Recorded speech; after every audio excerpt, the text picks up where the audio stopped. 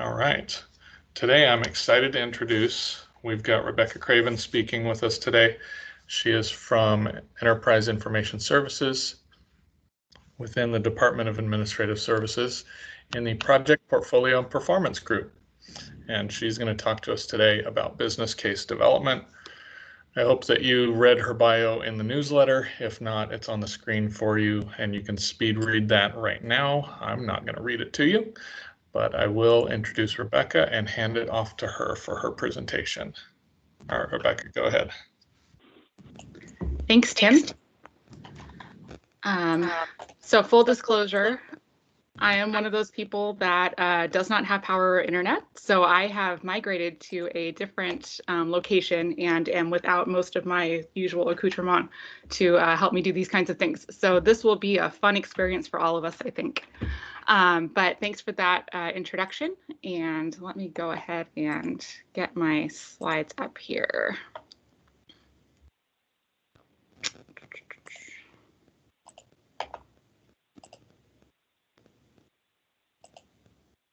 Okay, and then Tim and folks that are moderating, because I only have one screen now, I won't be able to necessarily see comments or questions in the chat. So if you could just let me know if anything comes up, that would be fantastic. So hi, my name is Rebecca Craven, and I'm here to talk about the business case process today. I'm excited to be with you all, and this is one of my favorite things to talk about. So I am looking forward to this session today. As Tim mentioned, there's a bio that went out about me. These things are always super uncomfortable. But just real briefly, I'm a senior IT portfolio manager here at the state of Oregon. But I'm also a PhD candidate in public affairs and policy. And as part of that, I teach in the Masters of Political Science and Masters of Public Administration programs at Portland State University. And one of the things I teach is the process of creating business cases as a usable skill for our students to take out into the world. So I spend my time on business cases with the state of Oregon, and then I go and do my second job teaching about them later as well. So you can find me at both State of Oregon and at Portland State University within the Hatfield School of Government. And anyone who's ever thought about getting additional degrees, either at the graduate level or undergraduate level in public administration or political science, please hit me up. I would love to talk to you about it. So today we're going to go through some of the sort of basics of setting up business cases. There's a lot to talk about with business cases, and it's, I don't think, possible for anyone to get through everything in a session like this. So I'm going to kind of lay the groundwork, and I'll include a little prompt later for you all to ask Bang to bring back some folks to talk about specific methods for analyzing alternatives and getting through the sort of meat of the analysis part of business cases. But today we're going to talk about what a business case is and what it isn't. And hint, it's more of a process than about the artifact itself. We're going to talk about structuring the business case. I think that it's the most important part of the business case, but really setting up that context and framing the problem and opportunity that you're looking at, as well as developing assumptions and constraints to structure the alternatives and the analysis that you'll go through as part of the business case process. And then just real briefly, we'll get into some of the thoughts around choosing alternatives and choosing evaluation criteria. And again, leaving the details and the fun stuff with the evaluation to later sessions that your Bang moderators can set up for you. So real quick, a disclaimer, because I do work for Enterprise Information Services and we do a lot of business cases with different agencies in the state.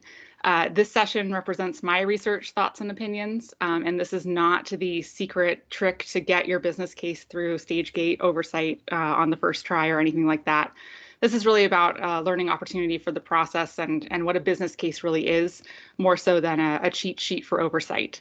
So if you are working on business cases for IT investments within the state of Oregon in particular, please just consult with your senior IT portfolio manager and assigned oversight analyst to go through the details of what's required for your business case. So what is a business case? A business case is not something someone simply sits down and writes.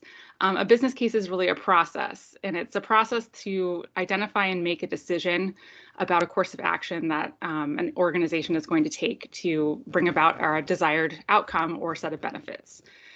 So a business case is not just about the document itself. It's really about taking that process from start to finish and going with it to really understand what the organization is trying to do and ensure that a good decision is being made on behalf of the organization. So one does not simply sit down and write a business case. I plan to talk about my first business case here, but I think a little bit more pressing example has come up in the last couple days. But really the point of business cases are to help make strategic decisions effectively. And while I think a lot of us think about business cases in the formal written sense, I'm sure a lot of us have had to produce business cases for specific decisions in our organizations. Really, most of us are kind of conducting mini business cases all the time. So while my first business case was interesting, I think more relevant today is a decision that I made to actually be here.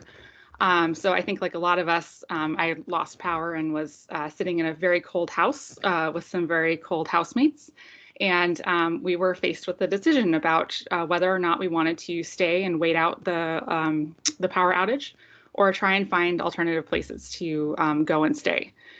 So, you know, it's the same kind of idea where we have a set of assumptions and constraints. You know, we're constrained by COVID, we're constrained by, you know, travel restrictions, having to work and needing internet. We had some assumptions about how reliable the 5 to 10 days we were quoted was. We had some assumptions about who might be willing to take us in, you know, whether hotels would be available and willing to take animals, or, you know, there would be people in our personal lives that would be willing to take us in. And really that kind of decision-making process, figuring out what the background is, setting up that thought process around what our actual constraints are, and figuring out what our few options are and weighing those against each other, that is the epitome of a business case. So many of us do this all the time without necessarily thinking of it as a business case because we're not documenting it formally. And that's, I think, a really key part of business cases, is that they're not this thing that you do once and hopefully don't have to do, you know, again. They're this process by which you make decisions and strategically consider alternatives, weighing apples to apples to figure out what the best course of action is. So these are not unusual things in our personal lives and our professional lives. It's a little bit more unusual to have the formal written version of those that many of us have to produce as part of our jobs. So real briefly, my first business case was deciding whether or not to purchase more office technology in the form of copiers or get interns to use our existing technology on a more full-time basis. And surprise, we went with interns because I was working with a relatively technology-adverse firm that decided that people were what they were interested in investing in more than additional technology. But the point of this, again, is that we make business cases and business decisions all the time. And there are differences between the formal and informal processes, but the impetus behind them is the same. Looking at a situation, coming up with alternatives, evaluating them, and making a recommendation and a plan to go forward. So here's the only slide I have, I promise. That's a giant block of text because I know how people feel about that, and I'm one of those too. But the PMI Guide to Business Analysis, I think, gives a fairly expansive definition of what a business case is and what a business case does. Essentially, the important parts, I think, I've highlighted here. It's really about establishing the validity of the benefits that are going to be delivered by something. It's establishing whether an organization is wise to pursue addressing a problem or opportunity. It looks at the root causes and the contributors to the potential success of that opportunity or problem. And it establishes objectives, that especially those that will go forward and be put into a charter when we're talking about formal business cases. And the final result, especially for formal business cases, is to make sure that the analysis and the value proposition is being clearly communicated to the stakeholders, and especially, most importantly, the decision makers who are going to take that business case and decide whether a decision is going to go forward, or the decision is going to go forward or not. So business cases serve a lot of purposes within organizations, and they, have a pretty strong relationship to project management in particular. But they also have a really important part in sort of documenting the impetus behind a decision and the values that an organization has that led to certain decisions either being made or certain alternatives being considered or not considered. So there are more benefits to doing a business case than just supporting a project being chartered. There are additional things that help structure and provide a little bit of a identity to organizations as well when looking through artifacts. So many things that a business case does. I highly recommend the PMI Guide to Business Analysis for looking at business cases in terms of how they're structured and what the purposes of them are, especially because of the tie-ins to project management there. But again, it's not just about chartering projects, it's about documenting good decision-making within an organization. And these slides will be distributed afterwards. So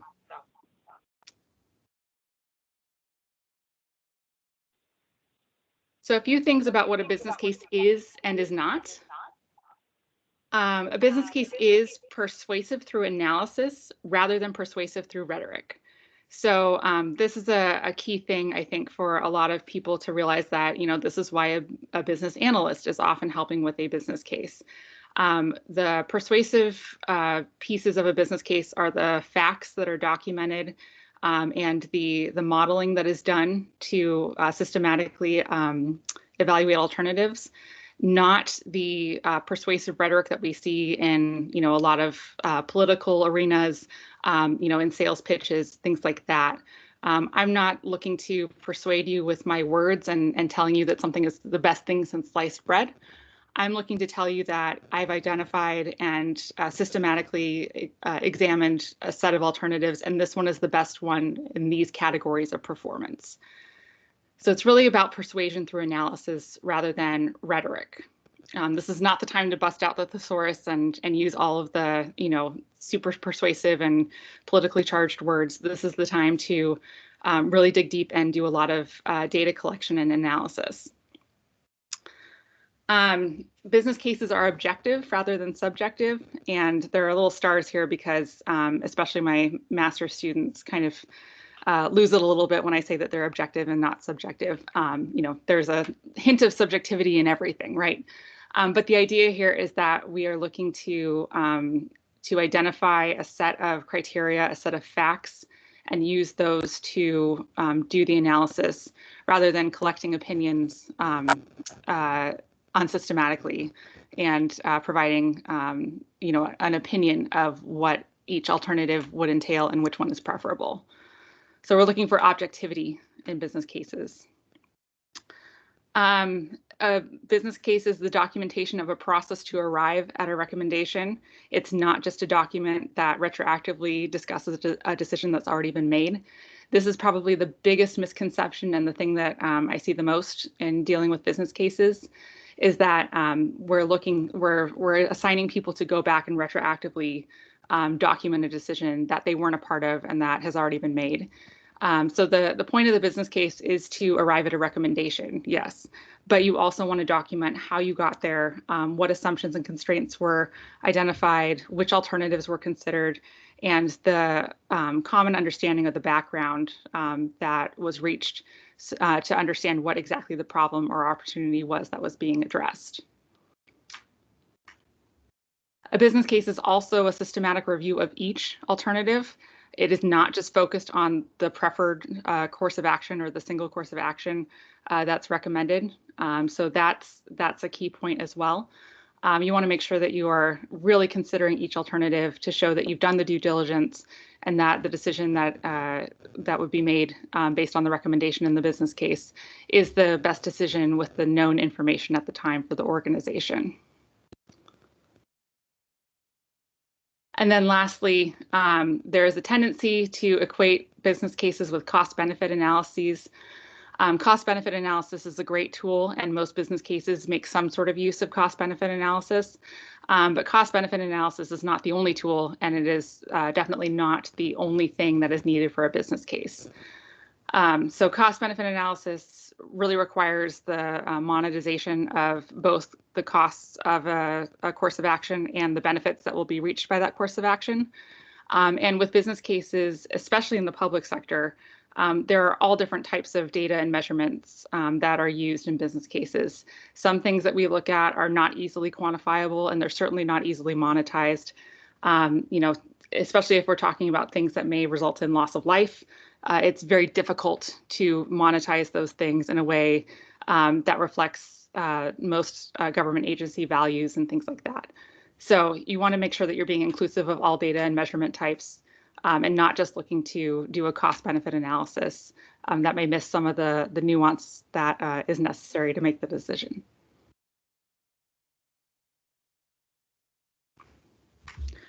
So additionally, there are many things that a lot of people think are substitutes for business cases.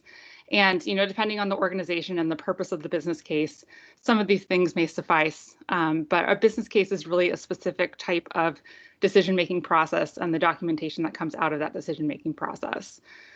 So while case studies, pilots, white papers, position statements, sales pitches, opinion pieces are all great, they are not business cases. They are typically voicing support for a single course of action, not systematically identifying alternatives and measuring the expected values out of those. And they are looking to persuade that a single set of actions is the best set of actions rather than starting with a problem and systematically identifying alternatives. So, again, a lot of these things are great, and a lot of them can be used in place of business cases, depending on what your organization is looking to accomplish with a business case, but they are not, in fact, business cases.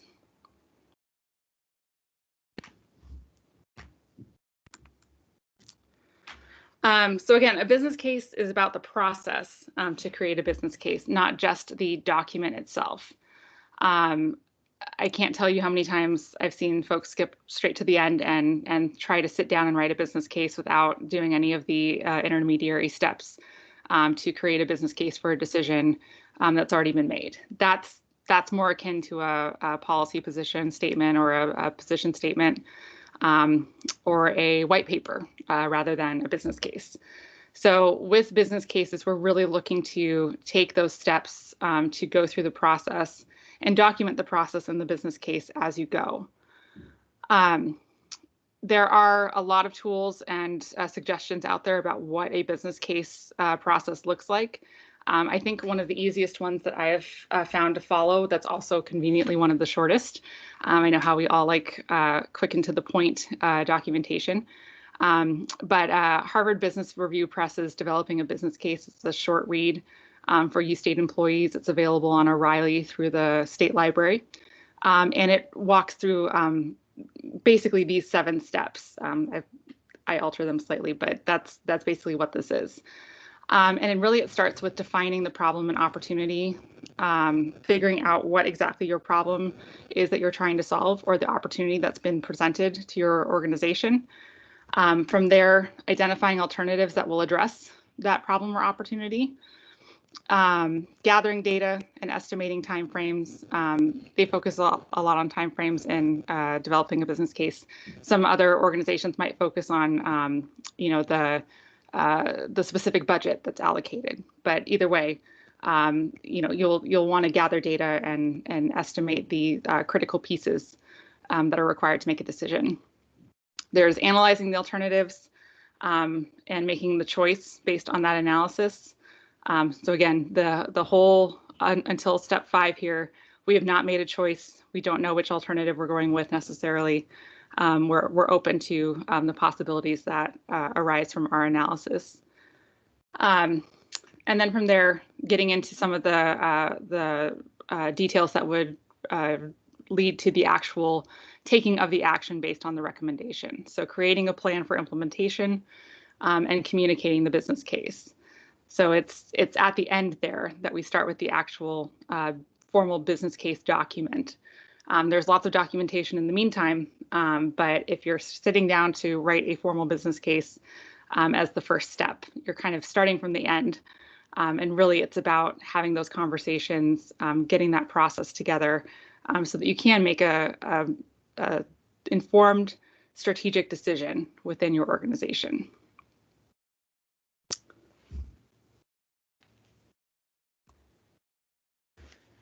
So that said, there are elements of a formal business case, and this is another resource that I recommend, Leveraging Business Analysis for Project Success by Vicki James, has some great information around business cases as well. But like we mentioned, not all business cases are formal business cases. They all contain some element of these pieces, though. So, when I was making a decision about whether I would stay home in my, cold, powerless house or move somewhere else, I considered several alternatives, came up with a recommendation, and we came up with an implementation approach as well, which was move as soon as possible. But these elements are always there, even if they're not formally documented in a written business case.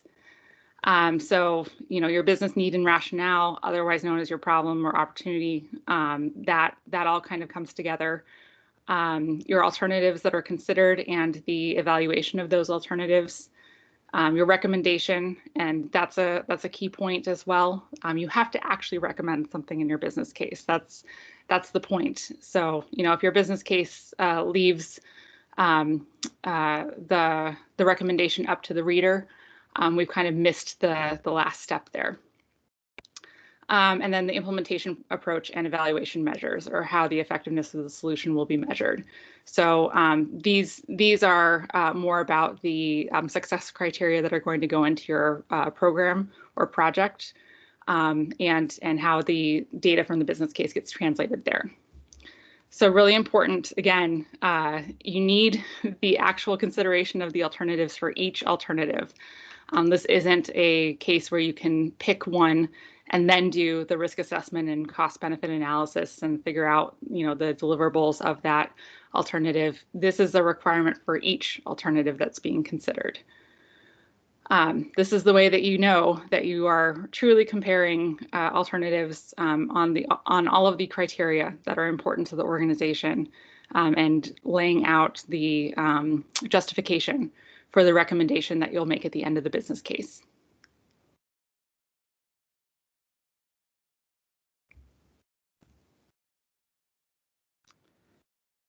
So one of the fun questions and discussions we have a lot is, when is a documented business case needed? And believe it or not, even though I work for EIS and deal with business cases all the time, the answer is not always. There are times when it definitely makes sense to document a business case, and times when it probably doesn't. So on the definitely side of things, any super complex decision-making process where there are lots of steps, lots of stakeholders, many different criteria, many different alternatives, if there is a truly complex process that leads to a decision that would be hard for someone to come in and understand based on, just observation or dealing with the agency or organization, that's when you want to start documenting the business case and the process by which you got to the decision that was made by the organization. I think that complexity is different for each organization. Some things that are really complex for some organizations may be routine decisions for others. So there is a bit of, it depends here with what constitutes a complex decision-making process. Wicked problems are another place where it makes sense to document business cases. Wicked problems are those where there is no clear solution and there are lots of stakeholders with varying and often different needs or levels of benefit received from various alternatives. And in most wicked problems, someone will end up suffering some sort of harm as a result. So when making those decisions and thinking through the alternatives, a business case and the process to create a business case can be really helpful to ensure that stakeholders are involved and that the assumptions made about various levels of stakeholder engagement, awareness, and level of harm that is potentially going to result from addressing the problem is really important to kind of have that accountability and be able to look back and see where maybe some of those assumptions or constraints were off. Novel decisions. If an organization is making a decision for the very first time, maybe the decision to digitize a formerly paper-based process, and buying a first enterprise software system or something like that. Those kinds of novel decisions that haven't been made before are also great potential business cases where there's a benefit to the organization to documenting the process again by which they arrive at a recommendation and make a decision, and can potentially use that to inform other decision-making processes in the future. And then this one is my favorite, documenting wisdom or intuition-based decisions and preventing shiny objects. So very often we have decision makers that intuitively know what the right answer is. And that can be based on a lot of things, including years of wisdom, education, experience, all kinds of things. But getting to a point where we can start sharing that kind of wisdom through the documentation of their decision-making process helps make that available to others as well. So it's about knowledge sharing in those cases, and making sure that the knowledge that these folks have is accessible. And in a lot of cases where intuition does not yield the expected results that come from a decision, maybe we can look back at some of those assumptions and constraints that were presumed to be there that didn't bear out. And then shiny objects. We've all been there where someone goes to a conference or meets with the sales rep and sees the next best great thing that they have to have with no real understanding of what it will do for the organization, how it fits in, why it would be important.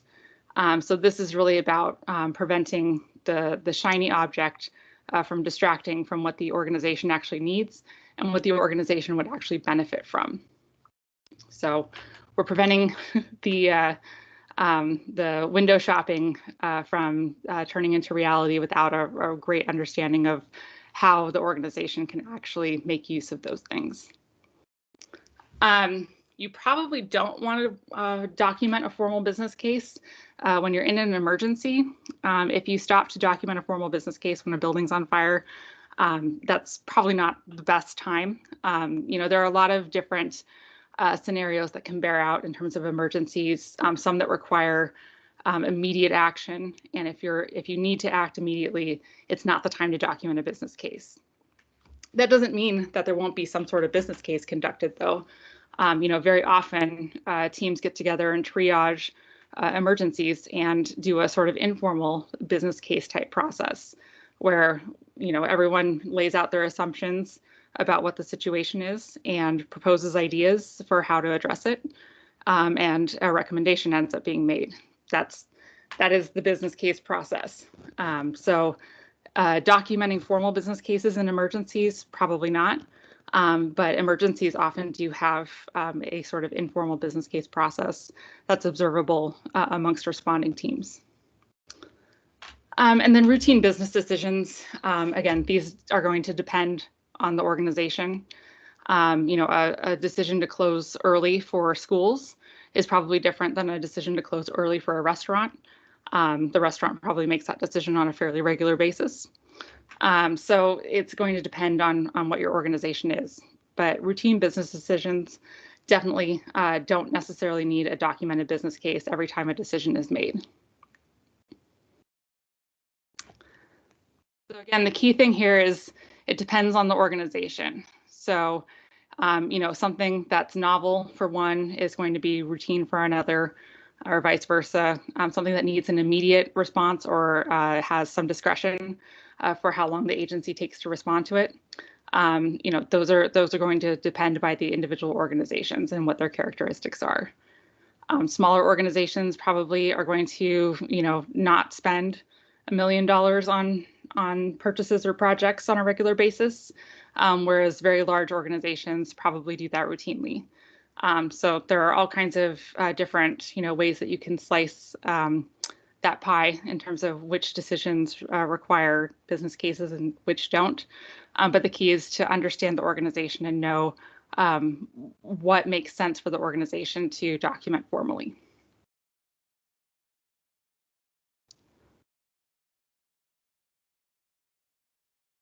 So let me stop there real quick and just ask if there are any questions or anything anyone wants to talk about. We're going to get into some examples in the next couple sections. This was just about laying out the sort of definitional, what is a business case and how does it play into organizations and what's, kind of the background there.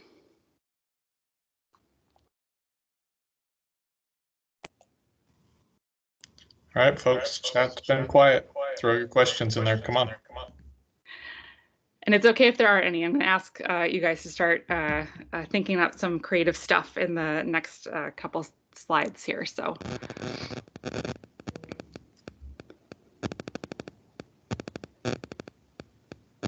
Okay, so structuring the business case. This is, in my mind, this is the most important part of the whole thing because you have to have that foundation to be able to create the shared understanding and make the argument that your alternatives are the best alternatives to consider before you can actually get into recommending a specific course of action.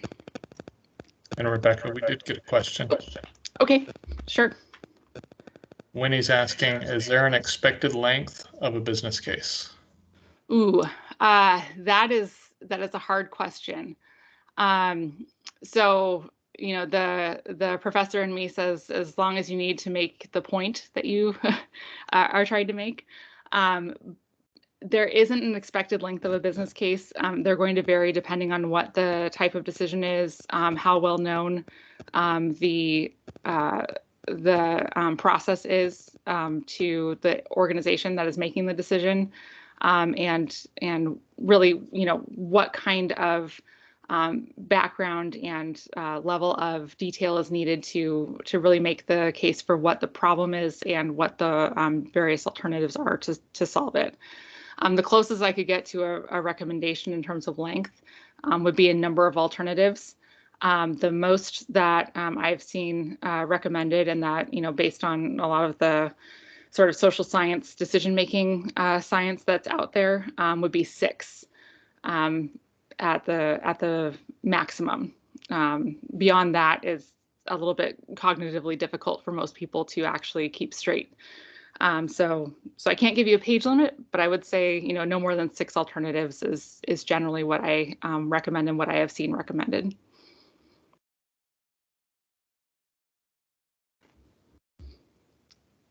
Okay, so structuring the case. Setting the stage for the problem and opportunity.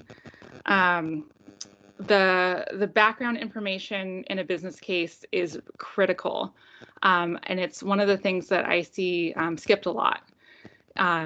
We delve right into what the problem or opportunity is without really setting the stage and creating a common understanding of what the environment is that we're working in. So background information in a business case helps the business analyst or whoever is writing the business case to confirm a common understanding with the intended audience of the business case, including the decision maker that is the ultimate receiver of the business case. It also helps to select appropriate framing for the problem and opportunity, and also to identify alternatives. So when we're talking about background information, what we're really talking about is the understanding of what the organization is, the environment or context that the organization is within, and then who the decision makers are. So, your environment and context includes a lot of things like, if you're a public sector organization, what laws and statutes are you subject to? what key partners do you have? Where do you fit in the, federal, state, local hierarchy? In terms of the organization, we, want to understand what the history of the organization is, how decisions have been made in the past, where the organization's really at in its life cycle. And then for decision makers, it's really critical to know what drives decision makers, what their positions are, what their key areas of focus are. If you're giving a business case to a CIO versus a CFO, you may have different areas of emphasis that are important. There's typically a reason that someone is or some position is the decision maker, and understanding what that position is and how it fits into the organization is really important. So with these things, we're looking to kind of document the pieces of the organization's history and current existence, the environment and context, and the aspects of the decision makers and their positions that are critical for the decision that is going to be made as a result of the business case. It doesn't have to be, the full history of, the state of Oregon if you're a state agency, for example. But if you're, talking about, let's say, healthcare exchanges, it would probably be important to have some of that history that's related to that kind of work included in the background of the business case. And most critical, oh, yes, go ahead. Sorry to interrupt you there, but we've got a couple more questions in the chat. You want to handle them now? Yes, absolutely. All right. Jennifer's asking, is a business case done before a charter? So typically, no. A business case is done before a charter and informs that charter. Hopefully your recommendation at the end of your business case is the thing that will be the impetus for chartering a project to carry out that recommendation. So business case before charter.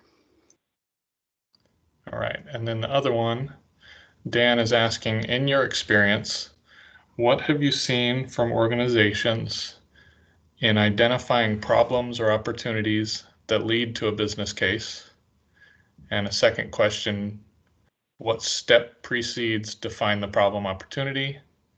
And third part, as a risk analyst, can a risk assessment serve as a means to identify problems or opportunities? So want me to restate the first part? Yes, I do. Okay, so in your experience, what have you seen from organizations in identifying problems, opportunities that lead to a business case? There are a lot of different pieces that lead to identifying problems or opportunities for a business case. There are a lot of things that come out of especially audits, assessments, and reports. If you're talking, public sector, especially, people get audited, have reports issued about their performance or, certain parts of the organization's structure all the time. So a lot of those will lead to identifications of problems or opportunities.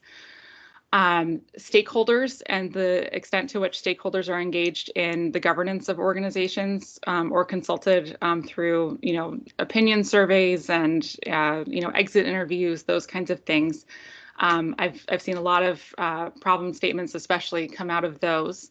Stakeholders are much more likely to be vocal when there's a problem rather than, an opportunity. So I see a lot of business cases come out of those. And then there are mandates too. I think there are a lot of, I think with the change in the federal administration, we'll see a lot of business cases come out of new federal mandates. I would expect the same thing if there's a change in governor as a result of the 2022 election for state agencies.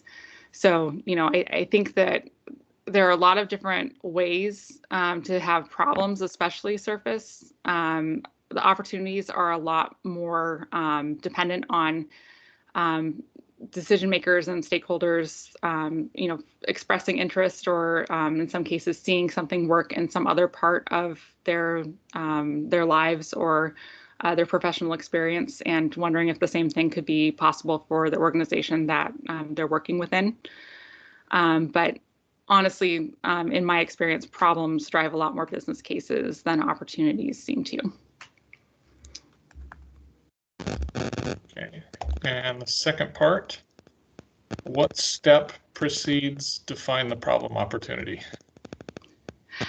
So it's in what I've seen is very similar to kind of what I just answered, I guess, where there's some sort of inflection point or trigger to spark the interest of either a decision maker or an organization as a whole to address something. So, a report, news story, seeing something, and just wondering if something could be done better, pain points, survey results, those kinds of things are what typically precedes the define the problem piece of the business case process, I think. Because really that define the problem is digging in and figuring out exactly what the scope of that problem is and where the business decision is to be made. So I think it's kind of that, whatever that spark is that leads to the understanding that maybe there's something here worth investigating and evaluating. Cool. And the third part you partially answered already, but maybe you could get a little bit more specific for us. Sure. As a risk analyst, can a risk assessment serve as a means to identify problems or opportunities? Yes. Oh gosh, yes. If we could do more risk assessments, I would ask for risk assessments on so many things. But risk assessments are great because they identify specific problems that are known to be causing risk to the organization or potentially be exploitable by those that we don't want to exploit them.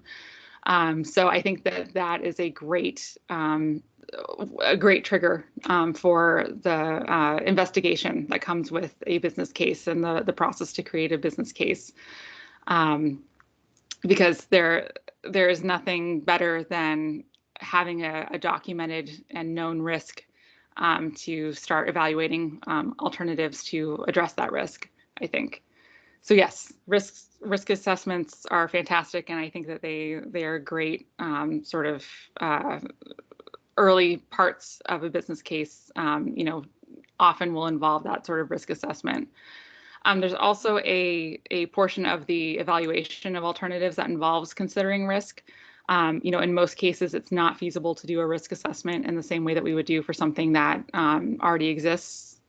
But to the extent that those same kinds of practices and principles can be applied to hypothetical alternatives, I would definitely encourage people to consider discussing business cases with risk professionals to look at the ability to better evaluate the risk component of the alternatives that are being considered. Awesome. Thank you. Great questions. Ooh, I love it. So yeah, and speaking of risk assessments, that would be a great part of the both the organization and then also the environment and context in which organizations sit as part of that background. If there are news stories or professional associations where people are talking about risk assessments on organizations similar to yours that have had findings that need to be addressed, considering the same kind of thing for your organization would make sense too. The star players of the background are the organization's mission, vision, and values. Most organizations have defined, in particular, mission statements and vision statements for the organization. A little bit less common, but getting there, are values and value statements. Considering those when looking at the background of the organization is really important, because those will help identify what the pieces of the organization's mission are that may be part of what is being addressed by the business case, and may also help steer towards certain alternatives or courses of action to consider. The key thing with this is, especially for those that are new to organizations or have never, written a business case before. Again, this is not about writing the full history of your organization from the day the idea of the organization was conceived. It's about making sure that you have a good grasp on what the organization does, how it functions, and what it values, so that you can use that to better structure your business case. So, I encourage people to do a lot of research and ask a lot of questions, and it doesn't all make it into the final formal documentation, but it's valuable to have as knowledge as you go into the process of helping, structure the decision-making process that will occur as part of the business case.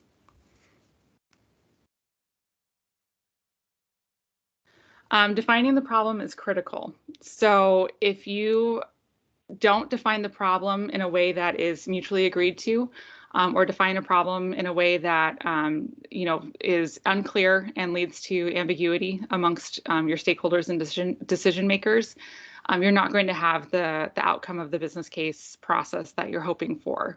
If people think that, if half the people think that you're talking about one thing and really you're talking about another, that input is not going to be as valuable and not going to lead you to the kind of certainty that you'll want to have to make that recommendation with confidence. So defining the problem is critical. If you define the problem well, it's half solved, classic saying, especially in social sciences. And then, it's not a presentation without a grumpy cat graphic, but you want to make sure, especially when you're talking about organizations and those that are looking to address problems, that everyone understands what the problem is that's being addressed. If the glass is half empty or half full, it doesn't matter if the problem was that no one had a mug. So grumpy cat with some wisdom there, but the key point here is that you want to make sure that there is some consistency and some mutual understanding of what the problem is that's being addressed. Same thing with opportunity. If you're phrasing your problem as an opportunity instead, that everyone understands and is on the same page about what that opportunity is. So you want people to be together in terms of understanding what is happening and what is being considered. But there is some discretion here as the business case author as well, in terms of where you steer people towards and how you document the problem. So in social science, we call this framing. And basically framing is choosing what's important and not including the things that are not. There's the tendency to overframe and really just include the pieces of information that are most critical. It's important to get a full picture and give a full picture of the problem and the environment in which it exists.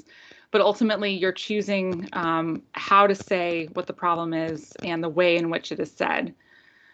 So this may be as simple as, taking a problem and phrasing it in common language that you see in the vision and values of the organization. It may be specifically speaking to the mission statement. A problem, with service delivery isn't just a problem with service delivery. It's a problem with service delivery because we're not meeting our mission. It's important to consider what's impactful to stakeholders. So, when we're talking about certain types of decisions, especially around sensitive populations, you want to make sure that you're considering what the stakeholders will find impactful and not offensive, and will help them understand what it is that we're saying the problem actually is. I think in terms of, recent examples of this, a lot of the discussions around reopening after COVID or during COVID are part of this, right? Where there are discussions that are being had about reopening, and where people have chosen to focus and what they've chosen to focus on is really dependent on what their values are and what they find to be most impactful. Maybe focusing on schools is more impactful than focusing on gyms. Maybe focusing on economic livelihoods is more important than focusing on social impacts, or vice versa. But it's about phrasing those problems, phrasing those opportunities in ways that are impactful and have the ability to convey the importance of the problem to the organization. If you're really having to stretch to figure out how to make people think that something is important, there's always the possibility that it is either on the more routine side of the decision-making process for an organization. Maybe it doesn't need a business case because of that. Or it's always possible that there are just more pressing and bigger priorities happening. So, there's only so much you can do with framing before you get into the, kind of dicey side of business cases and trying to influence through, careful word choice. So be aware of that, but also, make sure that you're speaking the language of the organization and the language of the stakeholders that you're trying to impact and understand. And then, like I mentioned with the CIO versus the CFO, understand what concerns your decision makers most. If we're, talking information security versus, costs, focusing on one of those things over the other may have a bigger impact and may help your stakeholders and decision makers understand the decision that is going to be asked of them as a result of your business case as well. So framing, choosing how to say things, and also, leaving out the parts that are not important to understand. And all of that background, all of that framing leads us to the problem or opportunity statement. I've seen this called a couple of other things in various texts and business analysis documentation guides, but essentially this is the crux of the business case. Second, maybe only to the final recommendation. Really, it's about identifying specifically what the problem is that is going to be solved or at least addressed through the recommendation that is made after the alternatives are identified.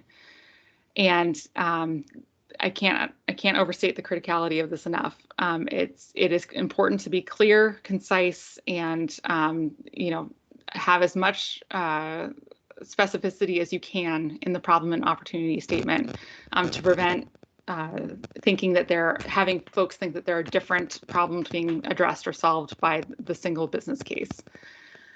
That isn't to say that these can't be long, especially if there is a specific, problem that has a lot of different pieces, a lot of different effects, and a lot of different impacts. As long as you're clear about what the problem is and how it works to the detriment of the organization, that's what we're looking for here. Same thing to be said for opportunities and how they can benefit the organization. Opportunity statements are a little bit more difficult because they are by nature a little bit more hypothetical. So there may not be known data points in the same way that there are with problem statements. But we're looking for as much clarity and specificity as you can get in terms of what the expected effects of the opportunity are and what the impact of the outcomes from those effects would be. So each problem or opportunity statement has the same basic structure. There's a problem of whatever the problem is that has the effect of specific, known effects of that problem. And those known effects have the impact of creating certain outcomes that result. So I have an example down here, and we'll kind of use this example going forward too for the next couple pieces. But I work with an organization that does a lot of contracting with local governments to place students in paid internships. And those internships can be hard to come by. So as an example of a problem statement, we have here the organization does not have many contracts with local governments to place students in paid internships and has only placed 10% of these positions in the last 3 graduating cohorts. Nearly 60% of graduating students said this impacted the quality of their education and exit interviews.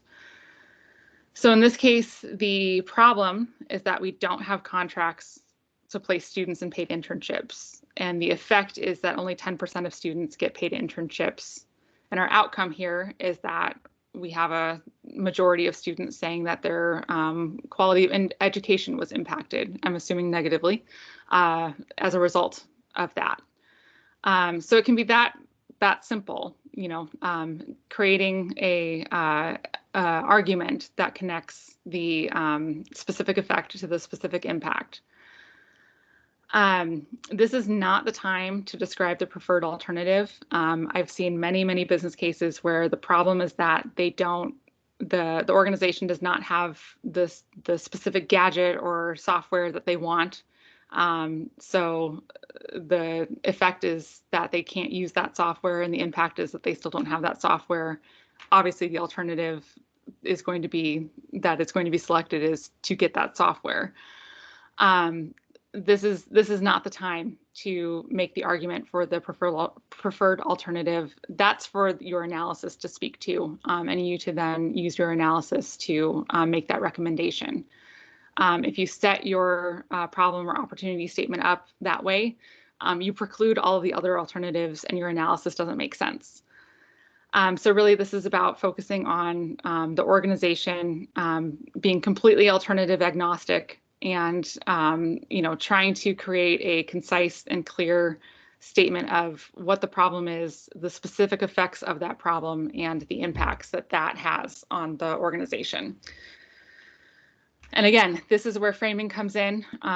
Framing something as a problem or as an opportunity is, your first choice in terms of framing. So, some organizations respond more quickly to problems than they do to opportunities. Some decision makers are looking to alleviate problems before they're looking to exploit opportunities. So, there's your first framing opportunity. Again, choosing which data points to focus on, choosing which outcomes to focus on. If you can't focus on them all, that's a framing choice, and really speaking to your stakeholders and decision makers there is important, and ensuring that you're capturing what's most important to them. Rebecca? Yes, go ahead. This is probably a good spot for this question. Can you talk about the role of a sponsor during the development of a business case? Yes. That's Brittany with the great questions, as always. All of these questions have been great. The role of the sponsor is critical. They're not technically a sponsor yet per se, because there's nothing to sponsor, but as a potential future sponsor, the business analyst or whoever's writing the business case is not going to be able to sit in a room and do this by themselves. The role of the sponsor, the role of the decision makers, is really to help guide the definition of the problem and opportunity statement, and focus in on what exactly it is that they're looking to address, without necessarily saying that they're looking for a business case that will support the thing that they want to do and have their heart set on.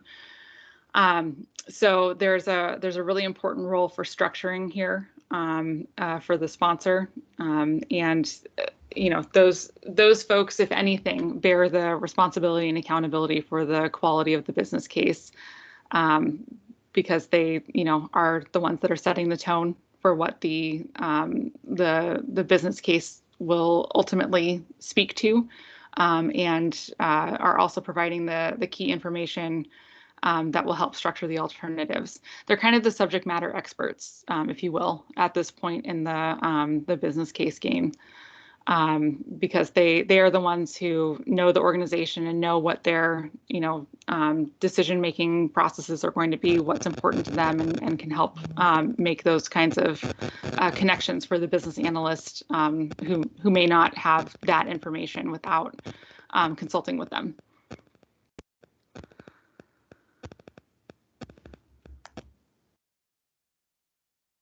Okay. So yes, this is where the sponsor and the business analysts kind of get together, and if there are other decision makers and stakeholders, helping them define the problem and opportunity as well is really important, so that everyone's on the same page. In terms of assumptions and constraints, this is the other piece that comes out of the background. So it is really important to know what is constraining your organization, what the limitations are, and how those may impact the alternatives that you can evaluate, as well as the alternatives that will be selected. Same thing with assumptions. Although assumptions are often made at different levels within the business case as well. So for constraints, constraints are limiting factors that affect the execution of a project, program, portfolio, or process.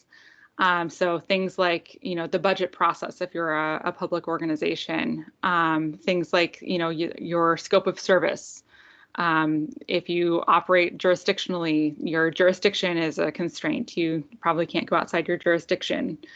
There are things like that are known constraints that you can identify.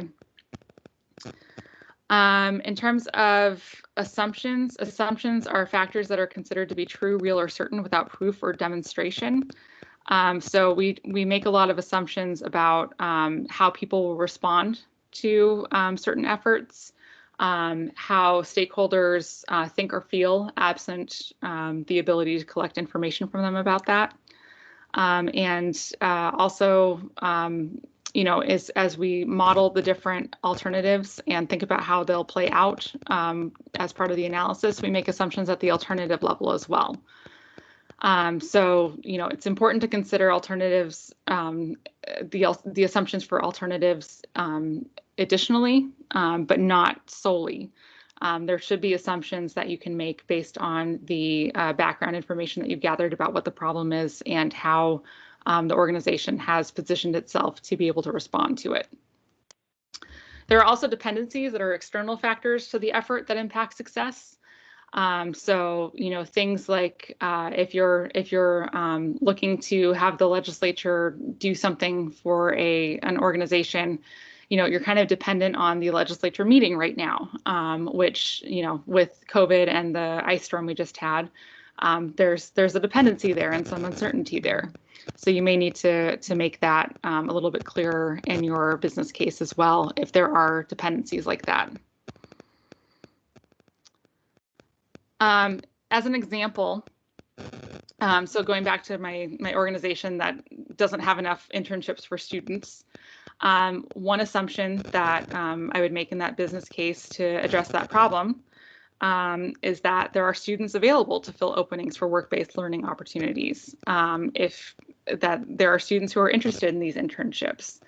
I think that's a fairly decent assumption because 60% of students are saying in their exit interviews that they thought their education quality was affected by that. But that's still an assumption. We don't know for sure that all 60% would have been interested and actually filled an internship position if it was available. So I think it's a safe assumption to make, but it's definitely an assumption still. By contrast, a constraint would be that by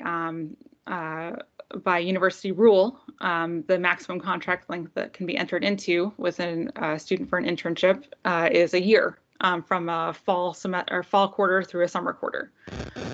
So we can't do anything about that. That is the rule.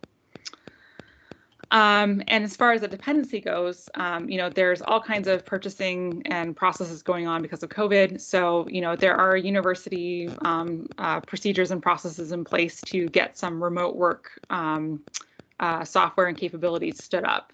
So the ability of students to do remote-based internships is going to be dependent on the outcome of that project and what is procured there.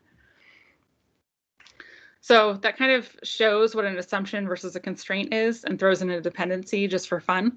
But that's kind of what we're looking for in terms of level of specificity and looking at constraints and assumptions at the overarching business case level. There's also, like I said, alternative level assumptions. So assumptions that you make about the alternatives and how they'll function as you go through and create your alternatives. So here, if I have an alternative that requires creating a cooperative agreement with other universities to have an internship program, maybe an assumption would be that that cooperative agreement will yield equal contracting opportunities for all parties involved. So we won't have to worry about fighting for internships. With the cooperative partners, it would be a cooperative that ensures everyone gets equal opportunity for internships. Assumption that, assumes quite a bit, I think, but would be valid for that particular alternative in this case. So once you have your problem framed and you have your assumptions and constraints at that sort of overarching business case level, and you have buy-in on what those are, and your stakeholders are in agreement that that is the problem to be solved. Your decision makers and organizational assets are agreeing that yes, those constraints are real and constrain our ability to act. And everyone kind of agrees that yes, these assumptions seem reasonable based on what we know, based on our history, based on the organization's past experiences. Then we get into the alternatives analysis piece. And really, I'm just going to talk about alternatives identification because there are so many different ways to identify or to evaluate alternatives, many different tools and techniques that can be used. And this is not sufficient forum in this length to get into all of them because there are so many. But individual ones, I would suggest pursuing as you find interested. So identifying alternatives to consider, there are an infinite number of ways to respond to any problem. If you just think about, trying to answer the question of what should I do this evening, there are infinite numbers of possibilities. Even if you just consider, different shows on Netflix, right? That's a whole bunch of them. So, how do you choose among infinite possibilities? Which alternatives do you choose to consider? This is where your background and your assumptions and constraints come into play. Because you're not just using them to structure your problem statement, you're using them to also identify different ways that are feasible for you to respond to your problem. So assumptions and constraints provide boundaries. In social science, we have this thing called bounded rationality, where the idea is that there are so many different ways to respond to things and so many different pieces of information that we as rational human beings, as much as we can research and understand and know, will never have perfect information to make the perfect decision. So your assumptions and constraints help create a boundary around which parts of the infinite universe you're going to consider as potential ways to respond to your problem or opportunity. And your problem or opportunity statement then helps you identify within that sort of boundary based on your assumptions and constraints, a smaller subset that actually respond directly to the problem, the impacts, and the effects that you identified as part of your problem or opportunity statement. So you're looking to use those and have those be actual pieces that can be used to structure your analysis more closely. And hone in on those alternatives that make the most sense to pursue. So like I mentioned as a response to another question earlier, the most I've ever seen recommended for alternatives to actually evaluate is 6. Most business cases have between 3 and 5 that I've seen. 3 is probably as low as I would go. And one of those is almost always the status quo. So, you're talking about a fairly small subset of the infinite universe, but it should be a subset that you've successfully made the argument for being the most relevant subset based on the information you've provided to this point in the business case and the information you've validated with your stakeholders and decision makers to this point in the business case. The other thing that is a possibility, and I've seen used very well, is the alternatives identified but not considered category, where because of some past history or because an organization's tried it before, or there's no political appetite for a certain type of alternative, we can identify those as things that we know are out there, we know exist, but we're not going to fully explore with a full alternatives analysis for each of those. So, that is a possibility as well. The worst thing that can happen with an alternatives analysis is going through the process of creating and fully evaluating your 3 to 6 alternatives, and then having a key stakeholder or a decision maker go, well, what about this one over here? Why didn't we consider that? So the key here is to try and avoid that by making the case that those are the 3 to 6 alternatives that are the most relevant to address the problem or opportunity, and then also ensuring that you are aware that other alternatives may exist out there, and have some sort of reasoning based in that background information, or assumptions and constraints for why those are not included in the full analysis. So if we go back to my example of not having enough internships, here I've identified 4 alternatives. The first being the status quo, keep everything as it is and just accept that we'll only place 10% of students in internships. And then 3 alternatives that are new, hiring additional staff to recruit new organizations for internship placements, entering into a cooperative agreement with other universities, or setting up a new program for simulated real-world learning experiences. So, all of those kind of have some way of addressing the problem that, students don't feel like they got the quality out of their education by not having a real-world internship, in very different ways. So this is where the creativity comes in. This is where it's really important to engage stakeholders. You never know who's going to have that, brilliant spark that's in that little part of the universe that fits within your boundaries, but could be a critical part of structuring your business case and making, a really great recommendation that hasn't been considered yet. And then in terms of alternatives identified but not considered, in this case, asking the legislature for permission to privatize and asking the legislature for permission to enter into contracts with nonprofits, since both of those consider or require asking the legislature to do something that's outside of the political appetite for leadership at the moment. So those were identified as possible alternatives, but not fully considered.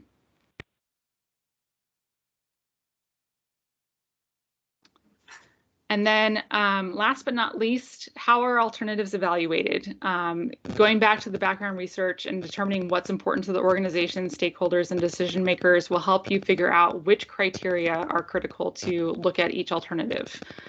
The real important thing here is to evaluate the same criteria across alternatives. Otherwise, you're looking at a potential apples to oranges situation.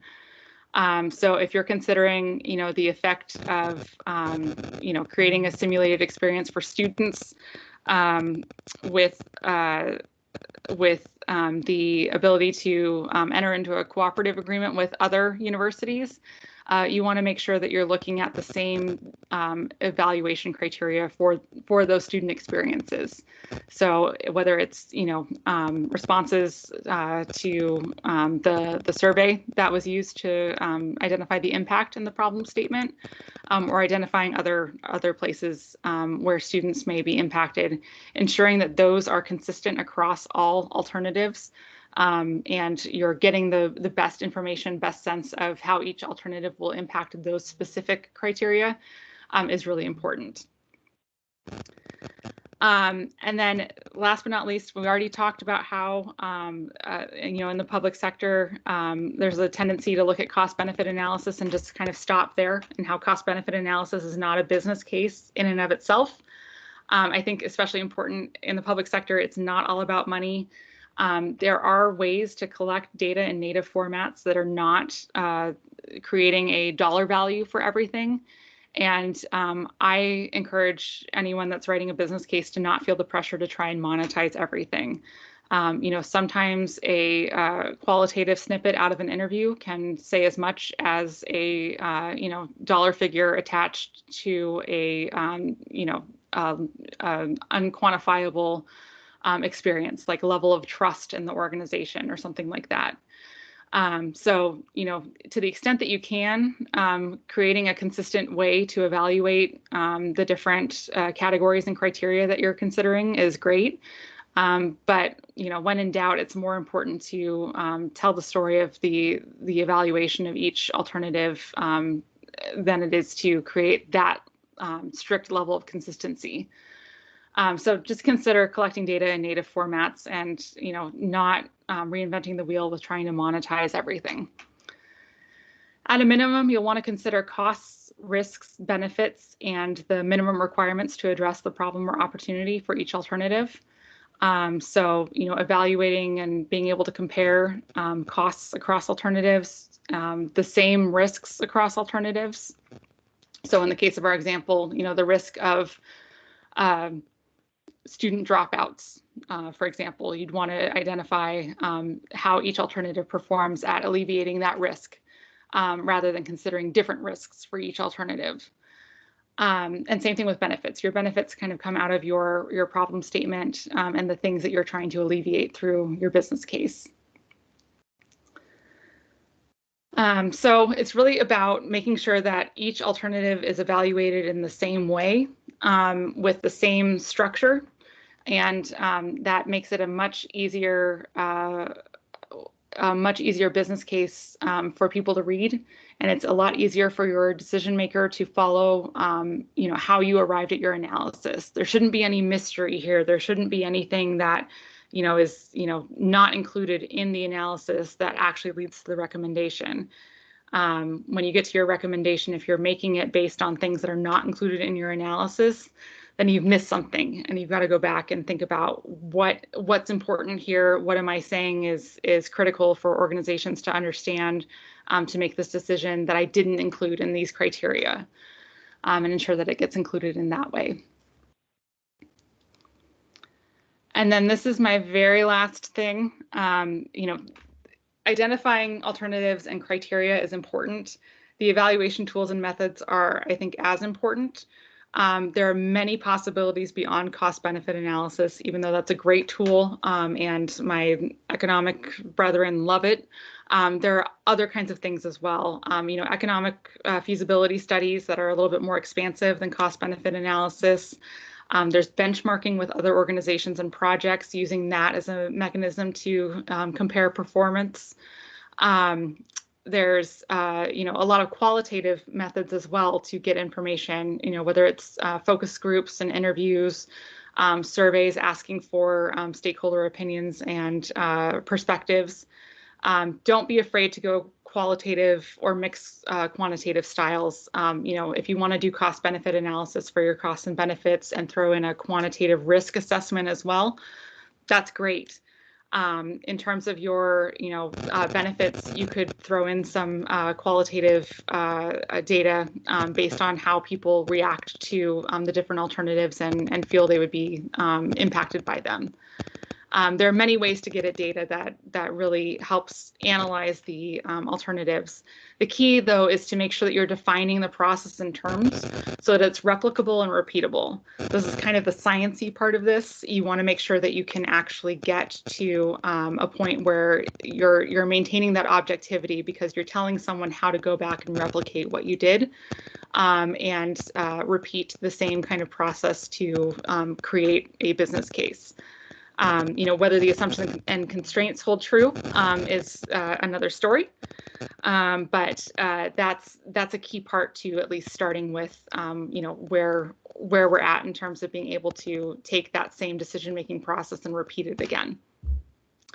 And at the very least, there are lots of different experts out there.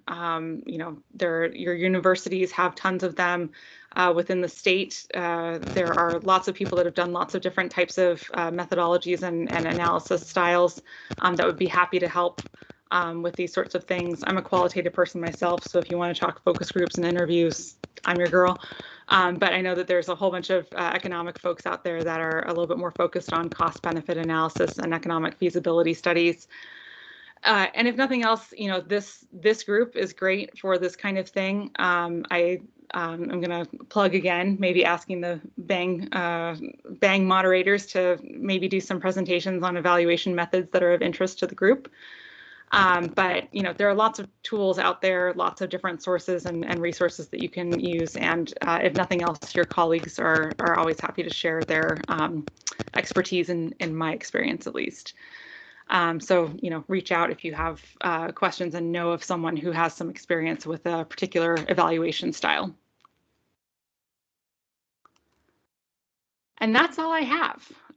So like I said, there's the whole evaluation piece that we didn't really get into in terms of the specific tools and techniques. But if nothing else, define your problems, define your terms and processes, and make sure that you're consulting with those stakeholders and not trying to do a business case all by yourself.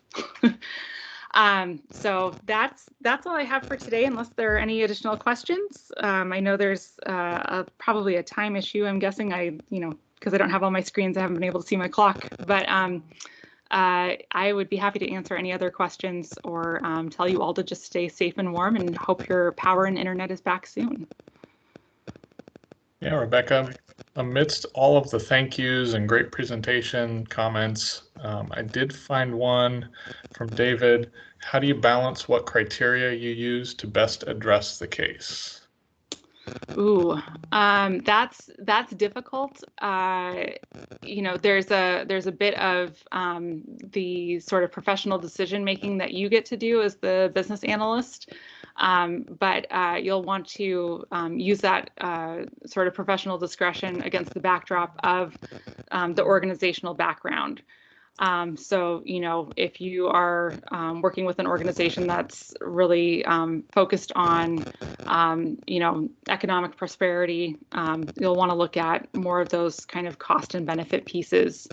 If you're, working with kids and at-risk, youth, maybe some of the, risk pieces might be a little bit more in focus for the organization. Really, it's in my opinion, it's about going back to that background piece at the very beginning of the business case and using what you know about the organization and its mission, vision, and values to have to develop an understanding of what's most important to look at. And if nothing else, that is also a great time to consult with the sponsor and or other key stakeholders and decision makers about what pieces they think are most important. The thing that I would recommend against is having any sort of discussion about the alternatives themselves when you're having conversations about what criteria to use, because often, even those of us who do this on a regular basis find ourselves reverse engineering to try and figure out which criteria to use to get to the answer that I want the most. So, keeping the conversations focused on just the criteria and what is important to the stakeholders in the organization, I think will help figure out what the appropriate balance is.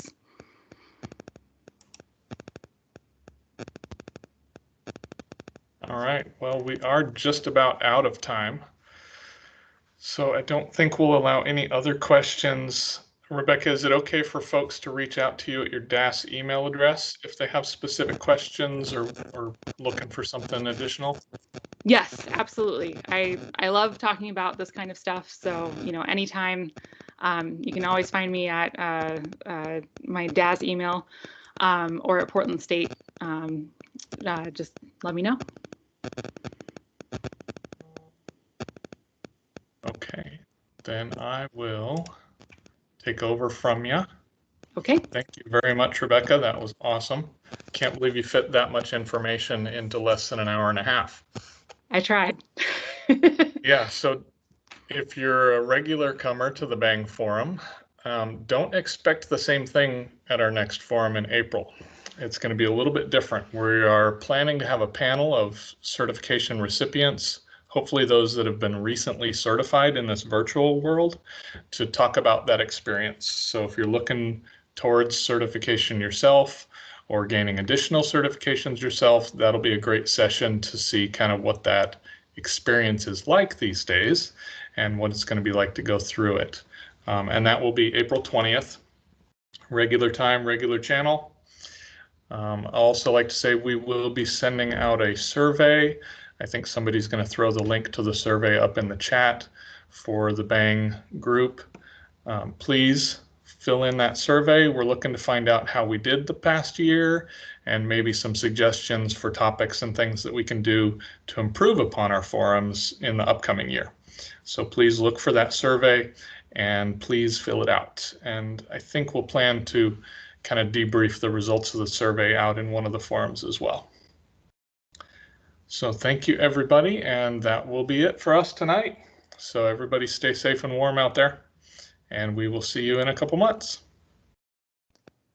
Thank you. Thank you. Thank you. Thank you.